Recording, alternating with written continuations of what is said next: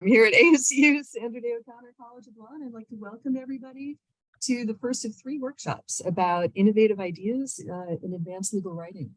We're really pleased to have this opportunity to explore options for helping our students develop as professional writers beyond the first year. So today we have 4 speakers who will present on the topic of innovative course ideas. And then for our next session on October 21st, other speakers will present on using innovative ideas within more traditional advanced legal writing courses. So here's a roadmap. I'll introduce all 4 speakers up front, and then we'll hear from them in the order they were listed on the webpage. So starting with Professor Kim. And the idea is to have each person speak for about 12-15 minutes, and then there'll be time at the end for questions. And as you heard, we're recording the session, and we will somehow make the recording available afterwards so that you can refer back to it if you'd like to. So if everybody's ready, I'll get started with the introductions. First up is Professor Rosa Kim. Professor Rosa Kim teaches legal practice skills and advanced legal writing at Suffolk University Law School. She joined Suffolk in 2006. Prior to legal academia, Professor Kim practiced as a civil litigator at the Office of the Massachusetts Attorney General and in private firms. Professor Kim's scholarship is focused on Korean and global legal education reform. Her most recent article published in the Journal of Legal Education is titled Globalizing the Law Curriculum for 21st Century Lawyering. Professor Kim is the immediate past chair of the AALS section on legal writing, reasoning, and research, and a co-founder of the Asian Pacific American Legal Writing Professors Collective. So welcome, Professor Kim. Turning next to my colleague, Professor Mary Bowman. Mary Nicole Bowman is a clinical professor of law at Arizona State University, Sandra O'Connor College of Law. She teaches a variety of legal writing courses at ASU, including the required first-year courses and appellate advocacy. She's developed a feminist judgments reading seminar with Professor Kim Holst, which they co-teach. She's also developed an advanced writing class on creating legal change. That class arises in part out of Professor Bowman's scholarship, which is focused on the intersection of ethical advocacy and persuasion, particularly in the context of prosecutorial argument in criminal trials. Both her scholarship and her teaching aim to improve both lawyering practices and the law itself. So welcome, Mary. Welcome, Professor Bowman. Next up is Patty Winograd. Associate Professor of Law Patty Winograd currently teaches legal research and writing at Loyola Law School. Professor Winograd's degrees include a BA from the University of California, Berkeley with distinction, a JD from the University of Michigan Law School, and a master's degree from USC's, I'm going to mispronounce this, I'm sorry, Rossier School of Education. Professor Winograd enjoyed a near decades-long stint as a litigator in Los Angeles firms with local and global presence, where she represented a range of clients, including Fortune 500 companies. Now a member of a team of writing faculty. In the past, Professor Winograd maybe currently also still teaches remedies at Loyola Law School as well. So welcome, Professor Winograd. Thank you. And last but certainly not least is Professor Kim Holst, also my colleague here, a clinical professor of law at the Sandra O'Connor College of Law at Arizona State University. Professor Holst is the immediate past president of the Legal Writing Institute and has served as chair of the AALS section on teaching methods and the section on legal writing, reasoning, and research. Professor Holst teaches legal method and writing, as well as upper-level writing and skills courses here at ASU. Professor Holst's scholarship examines the intersection of law and media, particularly how media impacts public understanding of law and legal issues. Additionally, Professor Holst has presented to numerous domestic and international audiences about techniques for more effective law school pedagogy. So welcome, Professor Holst, welcome, Kim. So we've got such a great panel, as you can hear, and let's begin with Professor Rosa Kim. Off you go. So I'm going to share some slides. And can you all see the slides? Excellent. Okay. Thank you so much, Amy. And I actually want to really thank Kim for making me aware of the series and giving me the opportunity to talk about my advanced legal writing course. A few years ago, I sort of thought about, what would be a good course to teach that would be really well aligned with my interests and still be serving the students in terms of giving them the opportunities to hone their advocacy skills, writing and oral advocacy skills. And to me, it made sense to focus the topic of the course on international or transnational law, because I just think that most US law schools don't do enough of that. There is a handful of schools that are more globally oriented, but by and large, I think law schools, for good reason, are focused on bar passage courses, not wanting to require things that are not absolutely necessary. And so while I understand that, I do think that as the practice of law becomes more and more globalized as we go forward into the century, our law students really need to know how to navigate systems of law that are just different from their own, from state, federal law, and other laws that they are very familiar with. So I thought, why not develop a course that allows them kind of to do both, to be exposed to international law, but really not feel like they're taking a course that they will not ever need to know in the real world of their lives and their practice at home. So that was the idea behind creating the course. So that sort of, that explains the why. I think a skills-focused course really is in many ways the ideal way to kind of engage in the issues in international or foreign law issues, and yet sort of keeping the focus on those core practice skills that everyone needs, regardless of what jurisdiction you practice in. So that was the why. And then what is it? I mean, here at Suffolk, it's an upper level seminar. It does meet the international law concentration menu if you want to do that concentration. I don't require that students already have taken international law, because part of the purpose is sort of bring in students who are not already interested because they know how important or how interesting international law is, but that they just want to be exposed to it. So I don't actually want to require that they have taken anything, any courses before. And then again, the students that I'm looking for are students who are really either interested in becoming a more sophisticated writer and advocate, or a student who really needs further, work in that area, and all while, talking about international law issues. So these are just some of the learning goals. This isn't the kind of the whole list, but I'm not over ambitious with this. So I really want to keep it pretty basic and fundamental, because I think, it's not a course on international law. So I'm not going to have the expectation that everyone leave with, expertise in international law. It's really more kind of understanding the differences, what makes international law unique, and kind of, can you do basic international law research? Do you know the key, resources and actually websites where you can do a lot of international legal research? And then just being able to do the other sort of more common skills of analysis, synthesis, writing, advocacy, all of that, and continuing to hone those skills. I'll talk about the international court context in a couple of minutes, because I think there are a few different ways to go with this. And I chose to go the kind of Jessup related route, but you certainly would not have to do it that way. An overview of the course. I mean, I guess in some ways it is traditional. I don't actually know what a traditional advanced legal writing course is for other people, but I just, I start with a little bit of an intro, and because I think, students need an overview. I try to bring in a lot of sort of current events. I have students bring in current news items that are, happening as we speak. There are so many issues, as we all know. And just getting students to really talk about international law, because they probably, many of them haven't ever done that.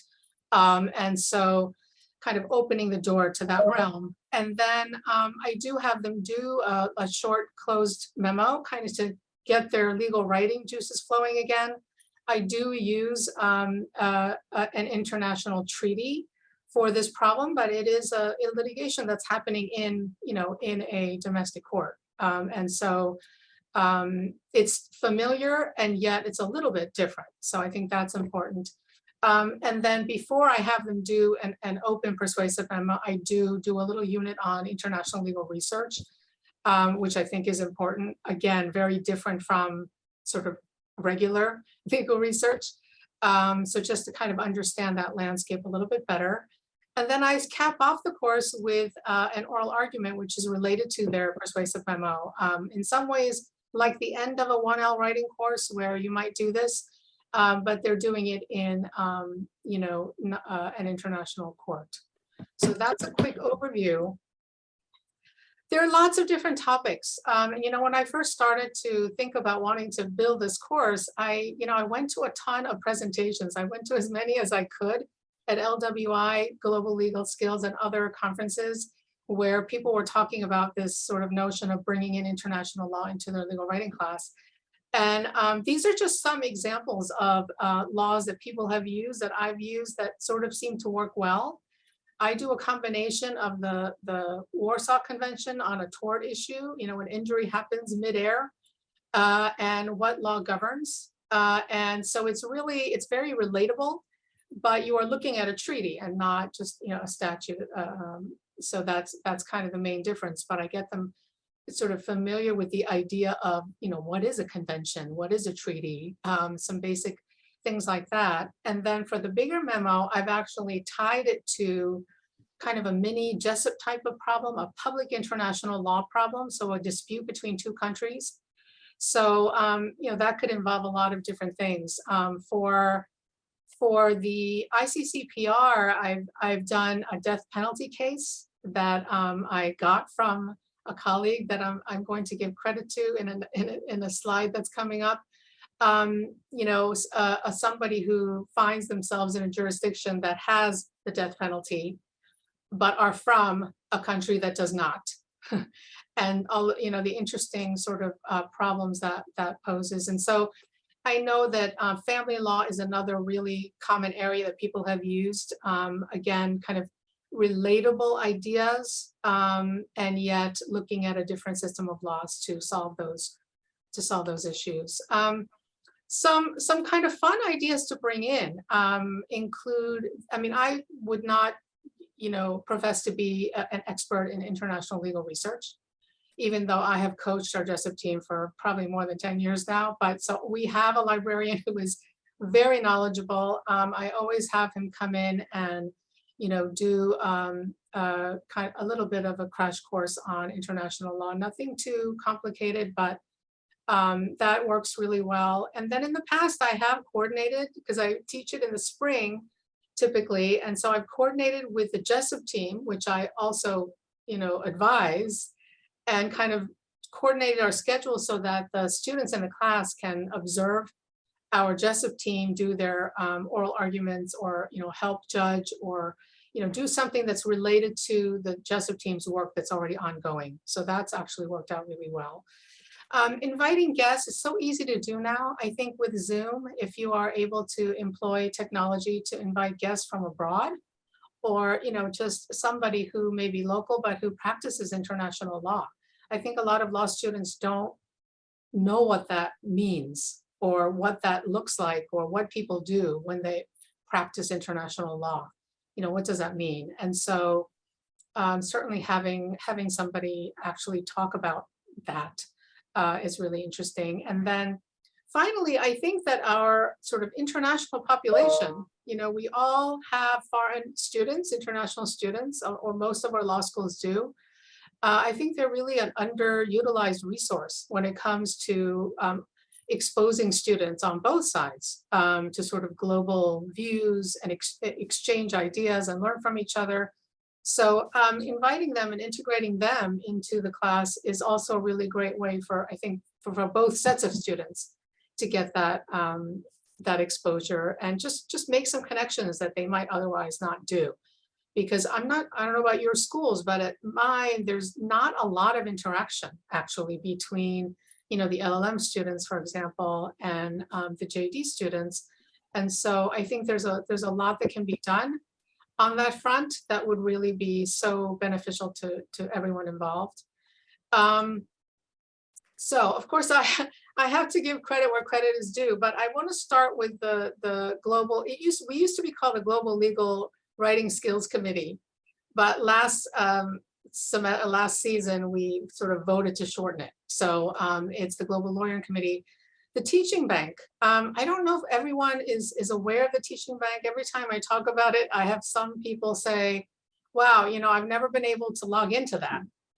I'm sorry, Kim, that's just a few people. But there is a whole bank of information that really is very useful to anyone who maybe is teaching international students for the first time, or are looking for new sort of resources, new ideas. There's a lot of information there. So I know that I have certainly availed myself of those resources just in all the work that I've done on this course and other global skills work. The second thing is a really cool thing. I don't know if people are aware of this.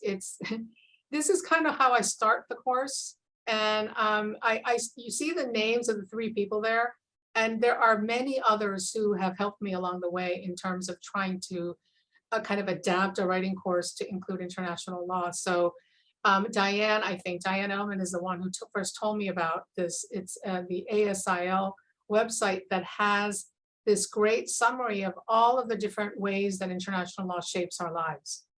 Whether, it's just like going to the grocery store and buying produce, or obviously, taking a flight somewhere. So many different things that actually are governed by international treaties and other laws that, people aren't really aware of. So that's a fun way to kind of get the course started. And then I do want to give credit to Susan. Susan really, I read an article that Susan wrote like several years ago now, where she polled an audience of practitioners in Philadelphia, and basically polled them to see if they come across any international or transnational issues in their domestic work. And the numbers were astoundingly high. So they're not international law practitioners, but because things have become so borderless, and because people are traveling and using technology and the internet, really those boundaries have really faded. And so I think that for me, that was a wake-up call. Wow, like we need to think about this for everyone, for all law students, not just those who might be interested in teaching international law. And so she was really instrumental in making me think about it a different way. And then Diane, if you're not familiar with her work, has done a ton of work in bringing actually international law issues into our first year course in the spring semester, which is even more, in a way, seems like it might be more challenging, but she has some great ideas for doing that. And then Mary Beth and McGeorge, I don't know if you are all familiar with the textbook that not just Mary Beth, but also her colleagues at McGeorge wrote, Global Lawyering Skills. It's a really great resource for sort of thinking about the teaching of lawyering, but as a global endeavor and not just specific to any one jurisdiction. So I really got a lot from that textbook, and I highly recommend it. So I think I'm at time, so I'll stop sharing. Hey, thank you so much. That was fascinating. I'm really struck by the expression relatable ideas in a new context, and such helpful concrete resources that I know nothing about international law, but I'd be happy to check out as well. So thank you so much. We'll turn next to my colleague, Professor Mary Bowman. Take it away, Mary. All right. Hello, everybody. Just first of all, Rosa, that class sounds so interesting, and thanks for all the materials. I was jotting notes of things I want to check out that you had posted. That sounds fabulous, and that I love also that idea that you described of exposing students to ideas, but not having them feel like they're taking a class they'll never use again. That's a really helpful way of framing the class that I teach and what I've tried to do with that class. So the class that I'm going to talk about is my advanced writing, creating legal change class. and is both a class about creating legal change and sort of, so introduction to legislative advocacy, regulatory policy advocacy, ballot measure work, and different roles for amicus briefs. But it's also, it really is a writing class. We get into some theories and underlying things that they need to know, but it's a writing class and focusing on writing policy advocacy. And so I tell the students in the first class, we talk about why did you take this class? And about half of them took the class because they came to law school wanting to make legal change. And so I've had students say, that's because it says in the title, the thing I want to do and why I came to law school. And about half of them are like, well, I came because it's an advanced writing class and I want more advanced writing and I want more advocacy and persuasion training. And so I really tell them this class is designed to really meet both of your needs and be useful for both of you. And so it's definitely a balance of sort of trying to do both of those things, to give them an introduction to different types of advocacy besides advocating to a court. And then also to give them a series of different writing assignments where they can deepen their persuasion and practice their persuasion. The class, I've taught it twice now, and it I taught it in a 2-week compressed version earlier this summer, which was a little wild, but was actually great. And I taught it in the fall of 2021 as a regular full semester class. It came out of inspiration in the summer of 2020, being home in COVID quarantine isolation and watching the George Floyd and racial justice protests and thinking so I spent that summer writing frantically in terms of my scholarship, but I also really was thinking about how can I bring not the narrow focus of my scholarship, but this idea of legal change into the curriculum. And so that's how the class was born. And I did not start my timer to see how much time I had, but I'll know that that's about 2 minutes in.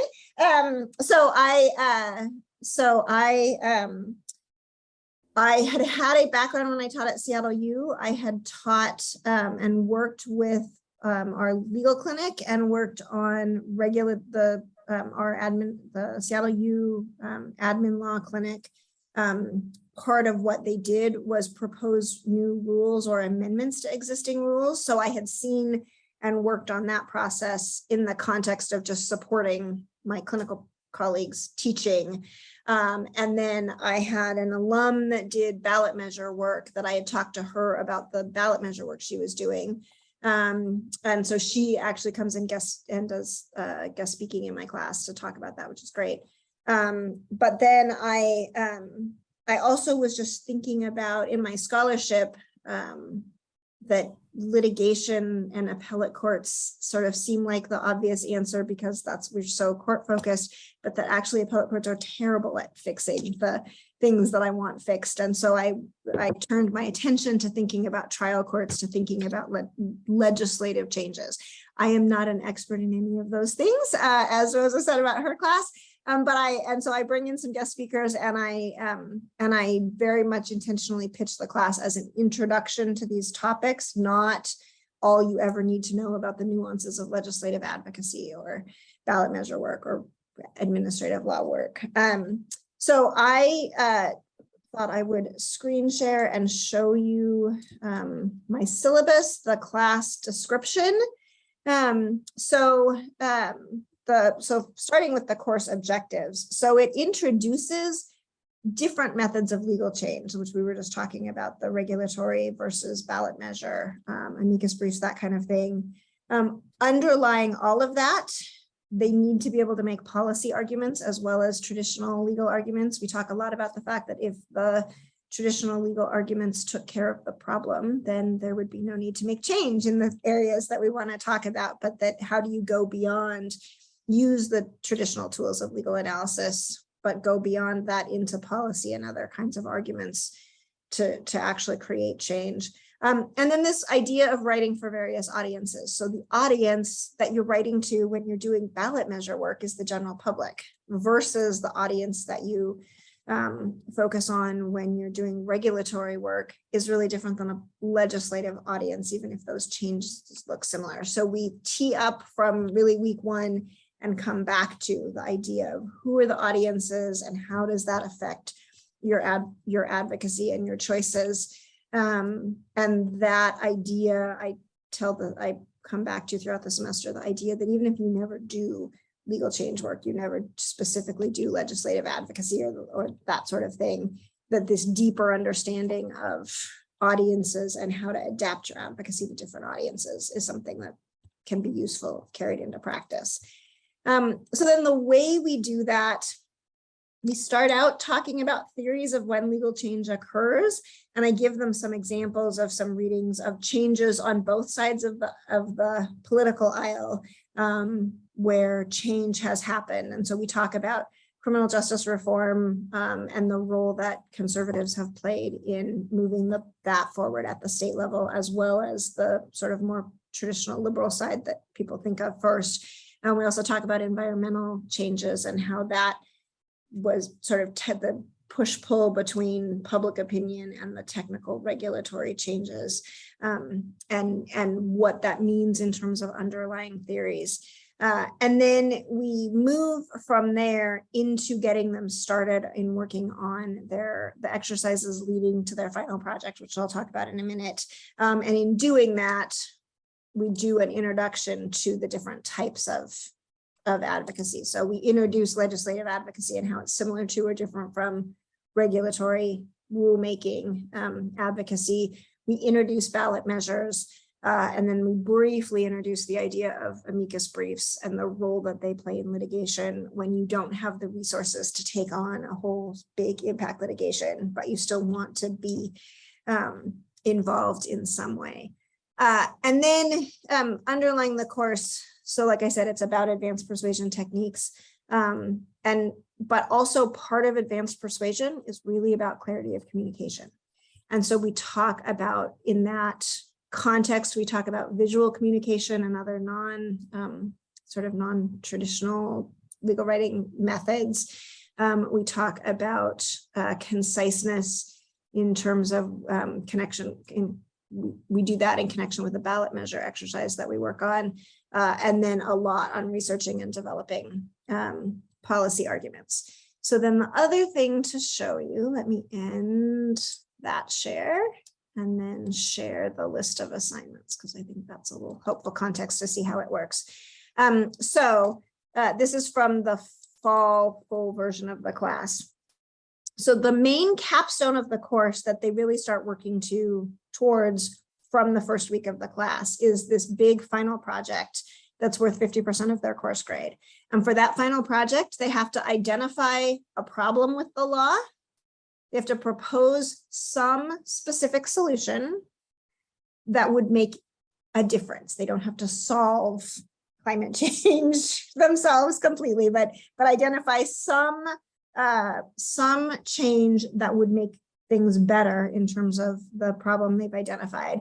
And then they have to develop arguments in support of their proposed change as pitched to a particular audience. So some examples of things that students have done, they've done really a wide range of things. It's been super fun.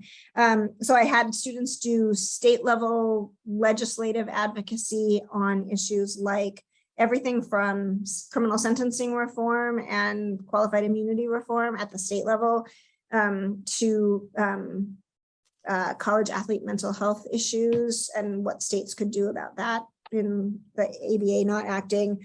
I've had students do federal changes, federal issues related to the scope of what qualifies as the border for purposes of extended border searching.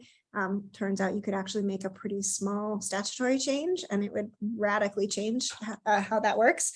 And then I've had students do regulatory stuff, often in the tribal context, writing to federal regulators about things that they could do, for example, to facilitate tribal healthcare systems or to facilitate the federal mitigation of the state of Oklahoma's rather unhelpful response to the McGirt decision, saying that a lot of Oklahoma was actually still tribal land. So just a huge wide range of topics.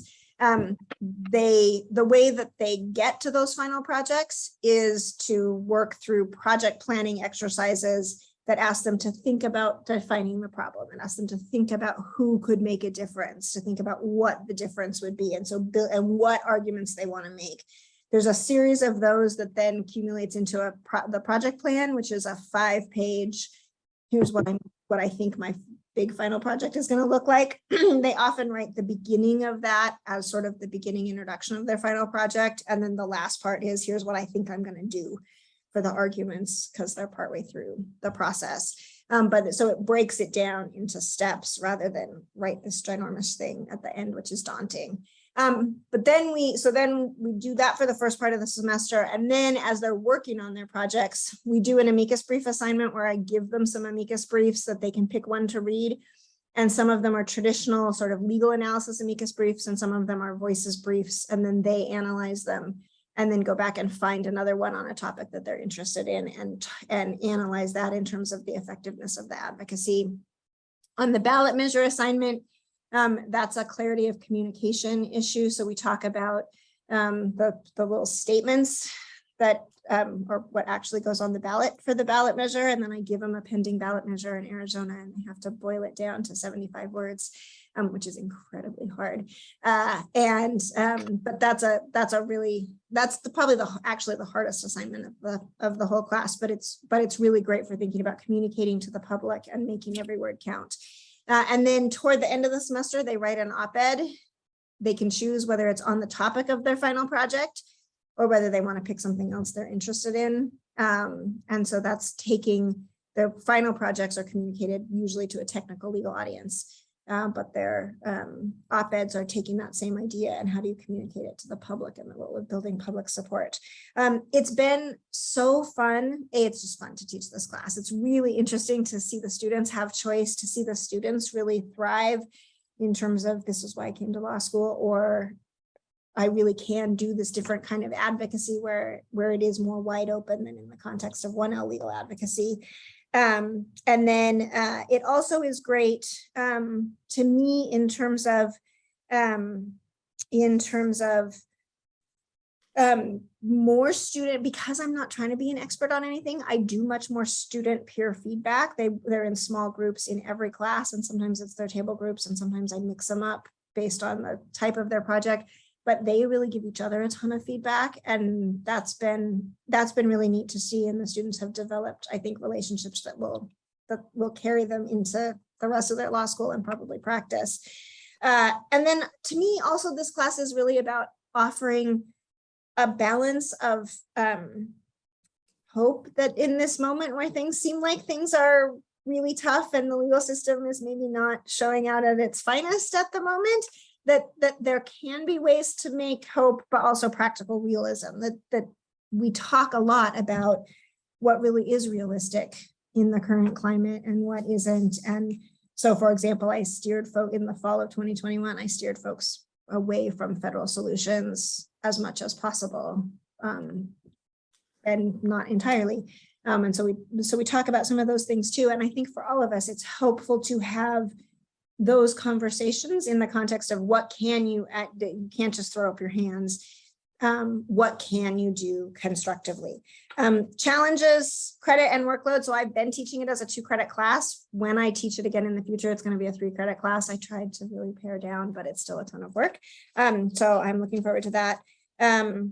The student load is about 16 here for advanced things. So when I taught it in the fall with that many students, there was a lot going on with all the different topics. In the summer, it ended up being a much smaller group, which was great because I had fewer things I had to learn, but it actually worked well both ways. So that's an introduction to the class, and I'm happy to share any materials and talk to folks either today or another time about what might make sense in terms of adapting this kind of idea to other schools, because I know things are often school specific. Thanks. Thank you so much, Mary. Lost my mute button for a second. Thank you so much. I feel like I need to take that course to reconnect with any sense of hope. The more I pay attention to the news, so maybe I'll try to audit your class someday. That just sounds fascinating. Thank you for all of that. And I want to move us on to Professor Winograd. Take it away.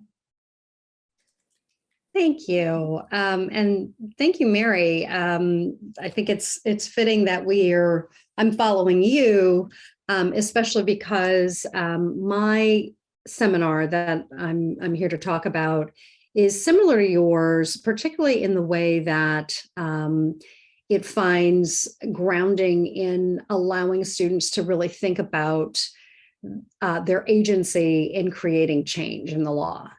And coming out of a background in education, also, I've often felt that one of the missing links in law school is the personal one, right? And I developed this seminar, and I'm going to share my screen and share something that I created a while back, but I think it does the job of being able to kind of give a visual to what I'm talking about. So that's not where I wanted to start. Sorry about that. So in any event, the name of my seminar is called Professional Identity, the Lawyer's Role in Eradicating Systemic Inequity. And so really it is grounded in this notion that we each have a role to play in creating change in the law and in shaping our democracy. And interestingly, I created this seminar when the current mandates of the ABA were simply proposals, right? That having to do with allowing students the time to develop a professional identity, coupled with this idea that students need to have the ability, law schools need to teach, content surrounding racism, cultural competency, all of this. And so this wasn't necessarily intended to be a marrying of the two, but as it turns out, it really is. And so, why this course? There were so many reasons. In fact, when I went to prepare my syllabus, I think I started with the line, right? My goals are ambitious and manifold, because it is true. I had a very strong sense that if we are going to make explicit the idea that lawyers need to talk about professional identity, we know that that's necessarily related to their personal identity. And I thought it was kind of high time that in law school, students actually were given the forum to be able to think about their personal identities. And of course, for my part, I didn't want them simply to just, think randomly or in a vacuum about their personal identity. I really wanted them to do it in a way that allow them to uncover something about the law that perhaps they hadn't thought about previously. And I shared with the students, it was my first time teaching it the summer, the spring, last spring, that, after spending 20 years in practice and continuing to have friends who have been in the field for 30, 40, 50 years, the lawyers that I really know that are the happiest are those that have some connection to justice, to making a difference in the world. And so my goal was really to have students tap into the personal with a view to critiquing the law. And I think similar to Mary's platform, identifying a way that it could change, right? On the basis, as critical justice scholars, say, kind of from the bottom up, on the basis of personal experience, how can you look at the law in a way that perhaps you hadn't before, with a critical eye, and identify from your own experience the extent to which it works or it doesn't work. So ultimately, that was kind of the why behind what I was thinking. In terms of the writing, there were two specific writing areas that I thought could really come out of this. One was to create more robust opportunities for storytelling, right? We know that lawyers are storytellers, and really, by and large, the opportunity students get is in the persuasive realm of, their early experiences in legal writing. And I wanted to allow them to have the opportunity to do that a little bit more.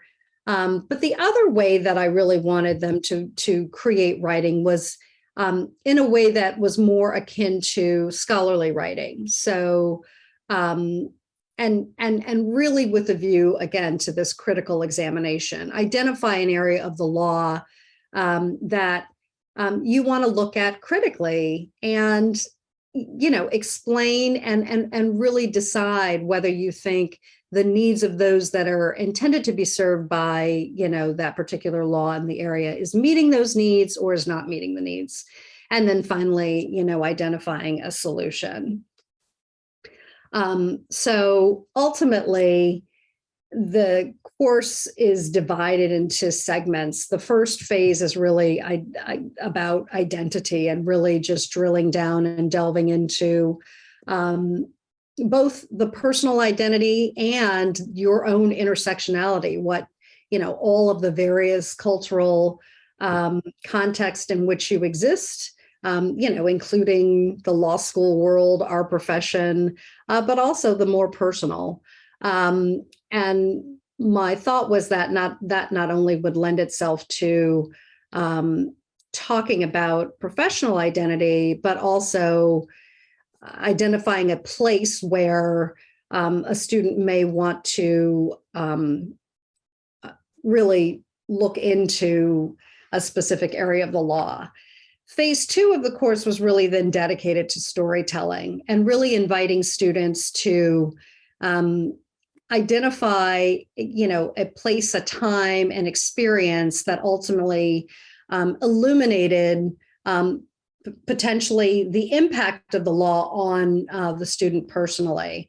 But in doing so, I really wanted students to explore narrative conventions, right? I mean, we talk about this in the persuasive context. I also teach legal writing for 1Ls. But here I really wanted to borrow even from the sociology context with autoethnography and have students really focus on how to create a story that in real time really allows someone else to step into your shoes. And this notion of thick description and really how do you tell a story that is impactful and that really motivates change? The third phase is really about then the research, hoping that by phase 2, students had identified kind of a place, an area of the law that they were really interested in. And phase 3 went into the research phase. And what I think is interesting about it for a lot of students, I actually had one of the EICs of the law journal in my first class. And so he was unique, but there were, a lot of students who had never had an opportunity to research the law in the way that I was inviting them to, and to prepare essentially to do some form of scholarly writing. I had one of our head librarians come in to really talk about the process of research when you're not simply looking to cases and things like that. We then switched to the writing phase, and the final phase was really about the sharing. What I found was that, and I expected it, that the byproduct of this was the creation of a lot of empathy around issues that folks maybe hadn't thought about for themselves in the way that they were invited to think about it. And because of the storytelling aspect of it, in the sharing phase, I mean, there were so many times where, each of us kind of sat in absolute silence. I mean, really just impacted by the story because it was so compelling. I mentioned that I was borrowing from the sociology context. The product that this writing came together in was an autoethnography, which is really a tool coming out of the sociology realm that I felt really lends itself to this exploration of self, exploration of identity, storytelling, and then to marry it with, the critical examination of an issue.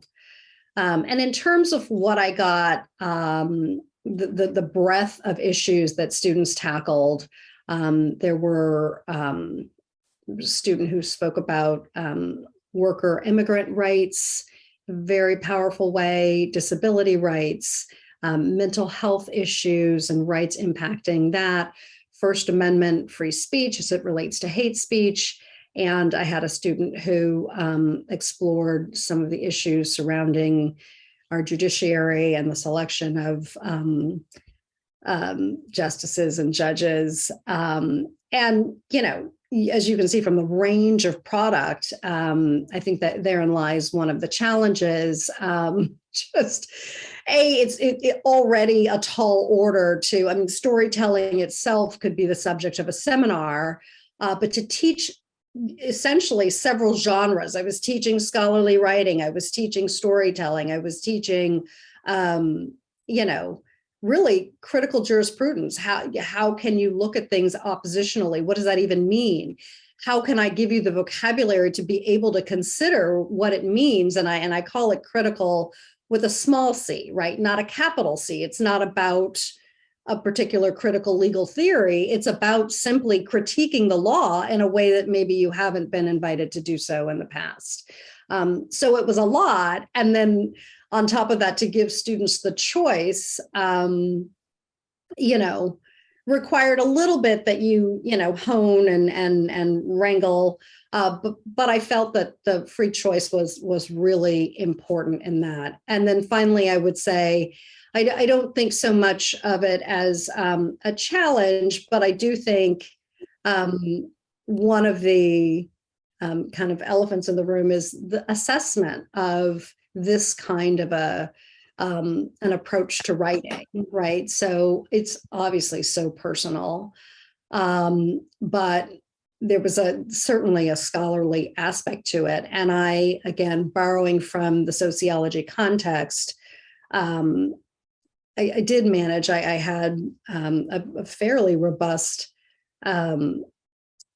rubric that essentially outlined the metrics, so to speak, the questions, right? The areas in which students would be assessed. And I was extremely moved and impressed. And my students, to this day are still very close to each other and care about issues that they walked in maybe not caring about. So, I think at the end of the day,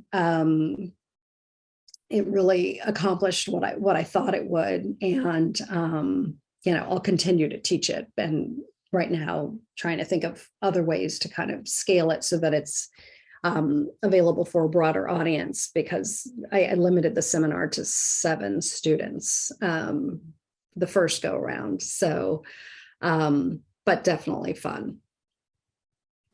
So. Thank you so much. Another course I want to take, and it just sounds like such an amazing exercise in building both their connections with each other, but then also just creating these very reflective practitioners who are really going to be so thoughtful about what they're doing. So thank you so much for sharing that. And you're right, perfectly seamless following on. Yeah. So now we have, again, last but not least, we've got Professor Kim Holst. Take it away, Kim. All right, well, thank you. I will share a screen just so there's something that people can look at while I'm talking. So the class I'm talking about today is the ADR, Advanced Legal Writing ADR Drafting. And like many classes that I think about, They are based on, this class is based on, what do I wish I would have known when I started practicing? And I've always had an interest in ADR, but what I remembered from the courses that I took in law school were the actual skills of going through a mediation, serving as a neutral, being engaged in a negotiation, et cetera, and not any documents that might come out of those processes or be used in them. And so that's kind of how the idea came about. Similar to how Mary and Rosa kind of described their courses, this one doesn't have any prerequisites either. It doesn't require them to know all about all of the ADR processes. And I'm not purporting to teach them anything in depth. I want to give them enough understanding of each process so that they can identify, where the document fits in the process, why they would be drafting something like this. But I encourage them to take additional classes in ADR. So it's a little bit of a survey of the writing topics that come up in ADR.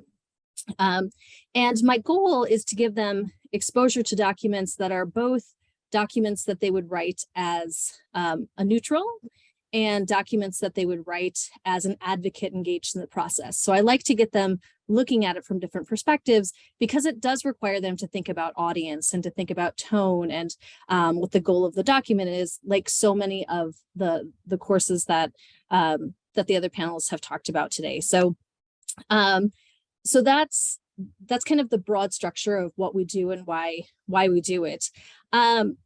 I prefer to teach this class with a bunch of shorter assignments as opposed to one huge assignment.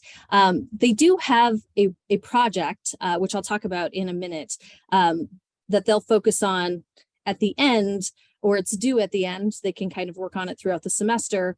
But each kind of module of the course asks them to complete an assignment and usually an exercise in class to be successful in completing the class.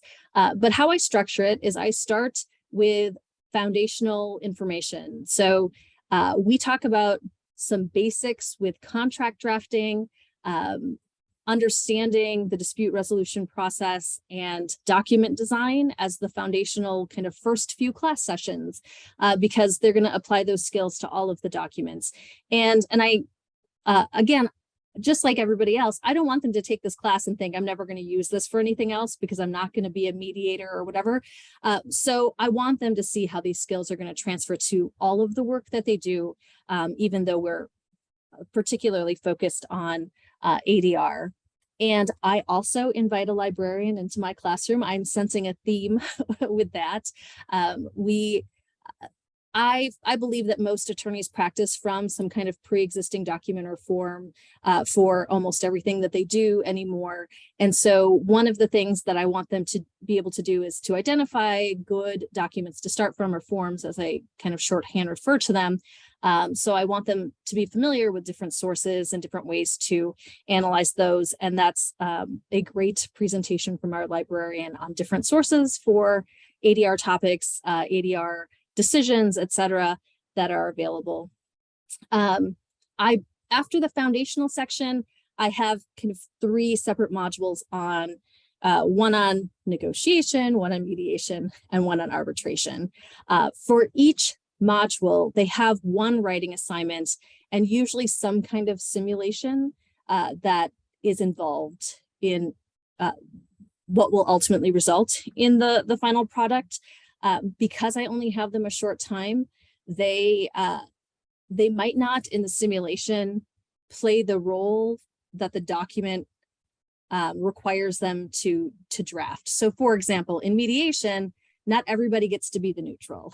Some of them have to be attorneys representing parties, some of them have to be parties, et cetera.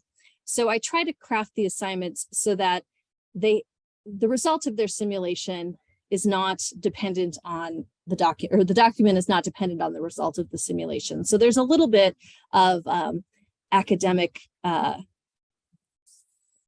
don't know how to say it, like completing the picture for them, giving them the results a little bit if they didn't quite reach it, so that they have a little bit of even footing in terms of assessment. I know that Patty had kind of indicated that's an issue. And I do think when people are engaging in these processes, they have different experiences and that can impact what they write. So I want to try to eliminate that from the assessment piece of it anyway.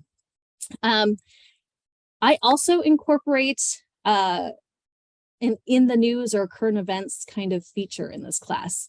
I think sometimes students feel like ADR isn't that common because they don't hear about it in their other classes, or they're like, oh, that's a real specialized thing. And then I have them do this in the news assignment and they're like, it's in everything. So it does help them become familiar with how prevalent it is, whether it's litigation or transactional situations. So there's that kind of ongoing throughout the semester. They do a little presentation in class about their news story, and then they'll do the assignments for each segment. I've played with the assignments. This is, I think, the third or fourth time this year that I've taught the class, and I've had them draft different documents for each part. For the negotiation assignment, though, that's probably been the most consistent because I introduced the topic of negotiation as the process of redlining, because if any of you practiced transactionally, the entire drafting of a document is a negotiation. And so I try to get them thinking about negotiation, not as just sitting in a room or on a Zoom, talking to people, but negotiating through the document drafting process. For mediation, I've had them either write what I call an opening statement, but it's basically an introduction from a mediator to parties that are coming to a mediation, explaining the process, letting them know what they need to do. Or I've had them write a mediation statement as an advocate to an attorney. So whichever one I don't have as the assignment, we do an exercise in class. So they get the experience from both the neutral perspective and the advocate perspective. And then for arbitration, I generally have them draft an arbitration award for the assignment. And then we talk about different arbitration clauses in class. So thinking about the implications of arbitration clauses.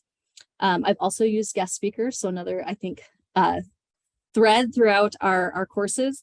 In particular, I don't have experience with arbitration.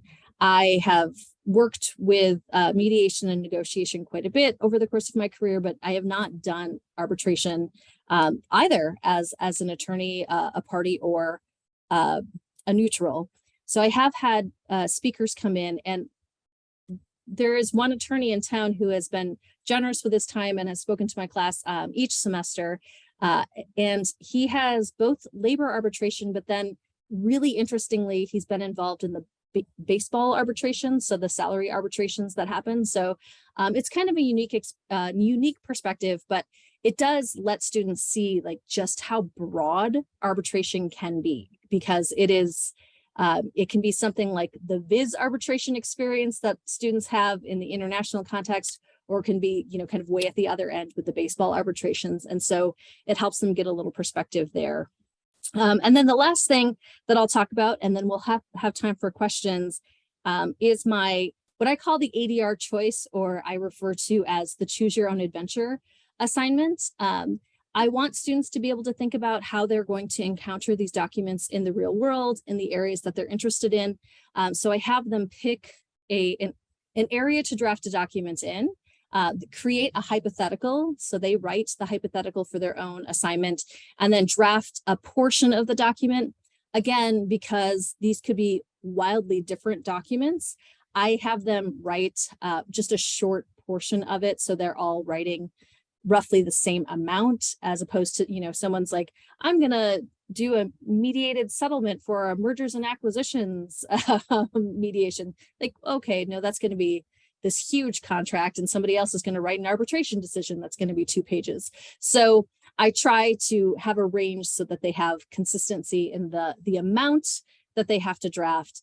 And then throughout all of the documents, another piece of assessment that I can keep consistent for students, regardless of what they're working on, are those foundational skills, the drafting considerations, the document design considerations. And I always make that part of their kind of assessment of the document that they're creating, so that there is a reinforcement of those skills as well.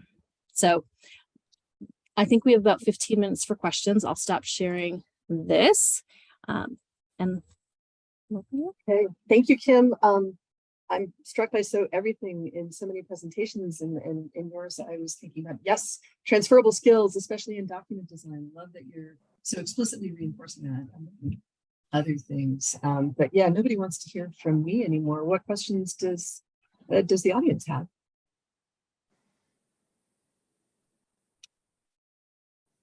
If you don't have any, you will hear more from me.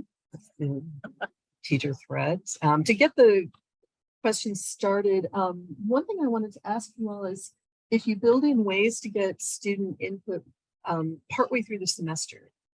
This is a tool that our colleague Chad Norrell has used for years. Not quite a formal student evaluation form, but a way for students to feel like they've had some voice and been able to say what's clearest, what's muddiest, what's working, what isn't working, especially with a course that feels a little, innovative to the students as well. Do you build in a way to let them feel like they've been heard and feel like they've been listened to? So I think for me, I don't do it in the sort of mid-semester course evaluation kind of approach, but I think that the project plan document that comes sort of at the middle and tees them up to do their final projects serves that purpose. It lets me see both individually and the way that assignment works. They can write it as formally or as sort of informally as they want. I just give them, I say, you have to cover these general topics and here's the word limit. So I'm not getting somebody writing 20 pages and somebody writing 2 pages of what they're planning to do. And so I get a sense of, from those individually and collectively, sort of what is making sense, where people are struggling. And in the later parts, there's a couple of sessions later on where then I take that feedback and bring it into what we do in the classroom, as well as working with students one-on-one on those topics.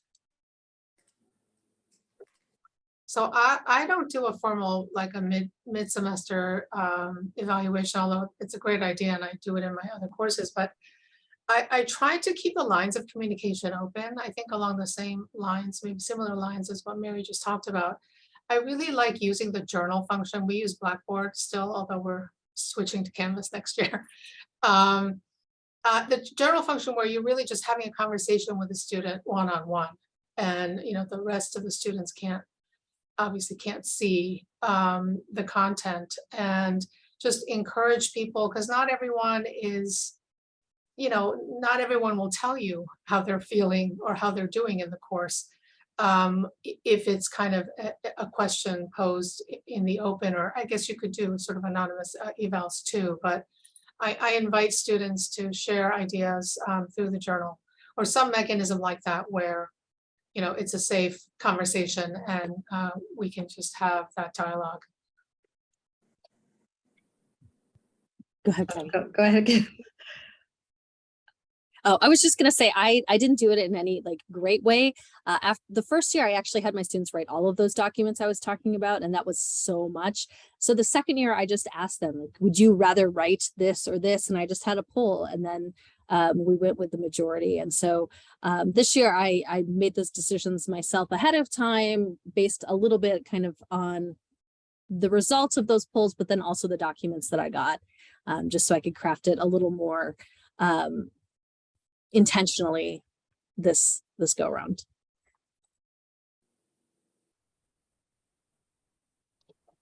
Sorry, Patty, did you have something that you wanted to say as well? I was just going to say, I think my experience is similar. I tend to, in all of my courses, ask for reflections along the way at various points and talk about the need for metacognition. And I typically ask 2 questions that have more to do with what the student's current takeaway is for themselves.